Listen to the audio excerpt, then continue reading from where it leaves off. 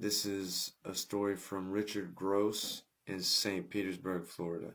On Memorial Day 2002, I drove to the home of my estranged mother and father and shot them dead. I killed my parents. It's hard to write about the worst thing I ever did.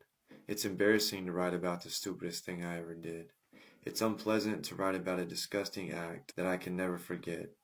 I can see it like it happened yesterday, though 2 decades have passed since that day. I remember the kids in my elementary school didn't believe that my dad owned an airplane, a Cessna 150. They could see that I only had 2 pairs of pants, one of which had patches on the knees. They could see that I only had 1 pair of cheap sneakers for the entire school year. They could see I got 1 haircut a year. Obviously, the poor kid is telling lies to hide his poverty. Being an honest kid, I was offended. Why would I lie? There was nothing wrong with Dad having these things. I had enough clothes, he said. Children accept whatever family they have as normal, not knowing better.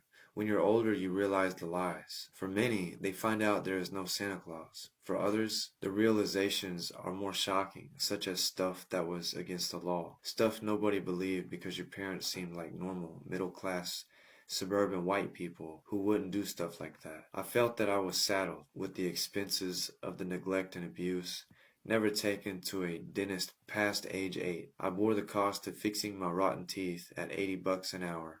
I was unable to seek psychiatric care, too damaged for a relationship.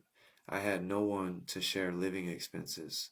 I thought revenge would help me heal. It didn't. I just hurt many others. In prison, I found a bottomless well of neglected, abused, and misunderstood men, driven to drugs and mental illness by their tormentors. They wandered their walkways of prisons all across this great land. Stories of abuse are so common. They mean nothing in court. I got 2 consecutive sentences of life without parole. We call it DBI, death by incarceration. I know that the world is full of people who were abused growing up. Most live with internal anger. Some lead normal lives.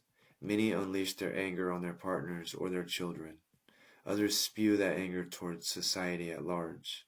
I believe the root of all antisocial behavior is child abuse and neglect.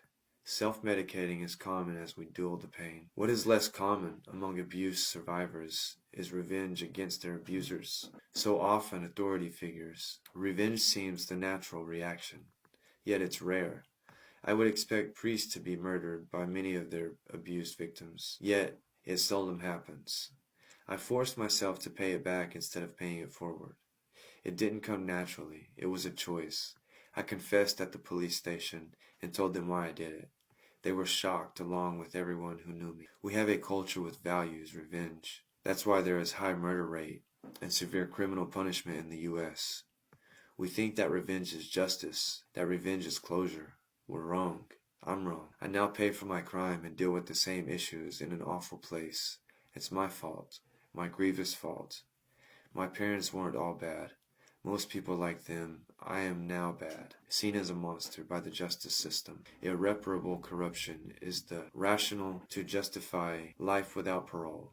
I don't believe that human beings are ever irreparable, but I didn't give my own parents that pass I now seek from the Commonwealth.